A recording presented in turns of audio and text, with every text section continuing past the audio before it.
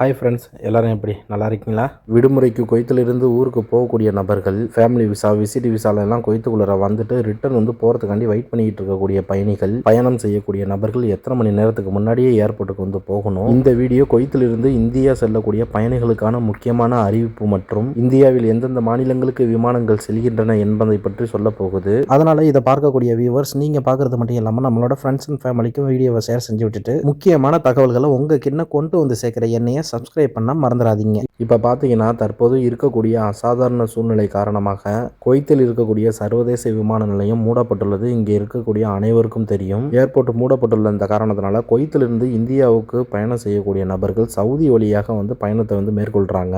இப்படி சவுதி வழியாக பயணம் செய்யக்கூடிய பயணிகள் கவனிக்க வேண்டிய மிக முக்கியமான மாற்றம் ஒன்று என்னன்னா, ஜசீரா ஏர்வேஸ் நிறுவனம் வெளியிட்ட தகவலின்படி முன்பு இருந்த செக்கிங் மையம் தற்போது மாற்றப்பட்டுள்ளது. எங்கன்னு பார்த்தீங்கன்னா, மிஸ்ரிப் சர்வதேச கண்காட்சி மைதானம் இருக்குதுல, அங்க இருக்கக்கூடிய ஹால் எண் 8ல தான் இந்த அனைத்து செயல்முறைகளும் நடைபெறும்னு ஜசீரா ஏர்வேஸ் நிறுவனம் கூறியுள்ளது. அது மட்டும் இல்லாம இங்கே இருந்து தான் பயண பொருட்களோட பதிவு, பேக்கேஜோட செக்கிங், இது எல்லாமே இங்க இருந்து தான் நடக்கும் அப்படின்னு சொல்லியிருக்கிறாங்க. இதுல முக்கியமான தகவல் என்னன்னா, பயணிகள் முதல்ல குவைத்துல இருந்து பஸ் மூலியமா சவுதி அரேபியாவில் இருக்கக்கூடிய அல் கைசுமா விமான நிலையத்துக்கு கொண்டு செல்லப்படுவார்கள். அங்கிருந்து தான் அவர்கள் தங்களோட நாட்டிற்கு விமானங்கள் மூலியமா பயணத்தை மேற்கொள்ள முடியும். இதுல பயணிகள் கவனிக்க வேண்டியது என்னன்னா, உங்களோட விமான நேரத்துக்கு குறைஞ்சது 12 மணி நேரத்துக்கு முன்னாடியே நீங்க ஏர்போர்ட்டுக்கு வந்துடணும்னு, சில நேரங்களில் 17 மணி நேரத்துக்கு முன்னாடியே வருமாறும் அறிவுறுத்தப்படுது. அதனால பயணம் செய்யக்கூடிய பயணிகள் அவர்கள் சொன்ன மாதிரி பிஃபோரா ஏர்போர்ட்டுக்கு போயிட்டு வெயிட் பண்ணிடுங்க. பிறகு ஏர்போர்ட்டுக்கு போறதுக்கு தாமதமாகி ஒருவேளை ஃபிளைட்டை மிஸ் பண்ணிட்டீங்கன்னா ஒன்றும் செய்ய முடியாது. அதனால